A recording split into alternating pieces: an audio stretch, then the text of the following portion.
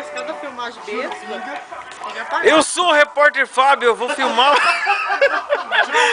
Mas o momento. Mas o momento inesquecível. Mostra pro Rogerão. O Lambão e o Parrudo.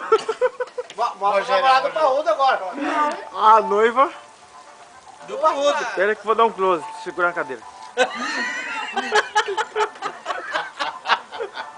O cunhadão bonito? Lindo. É lindo. Tá casada? Dançarino do tchan.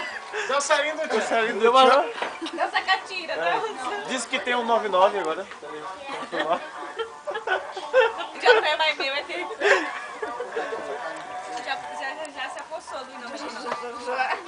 A Rô, mostra a Rô. Dá um close na Rô, rua. namorado do Lambão. Namorado do O Lambão Lambão. que dança catira pra poder filmar. Catira. Vai. Não vai ficar legal o vídeo. Catira. Espera aí que vou dar um close na Catira. Vai, Lambão. Anda, Budis! Tá com vergonha? Eu vou pôr no YouTube. YouTube. Pô, libera aí pra filmar. Tem o Parrudo ali, ó, meu irmão, mano, ó, quase igual. Eu não quero dançar hoje, eu tenho vergonha.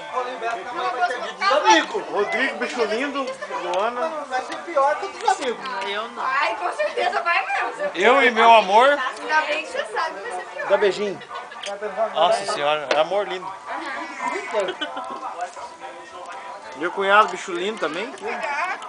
O mais bonito que você já conheceu na sua vida? Pegando a linguiça com a mão. Com a mão. Chega, tá, por hoje tá bom. Dá uma olhada ali com o moleque feio, cortando. O Sargento Xavier, cortando. Faz o biquinho do Sargento Xavier. Vai.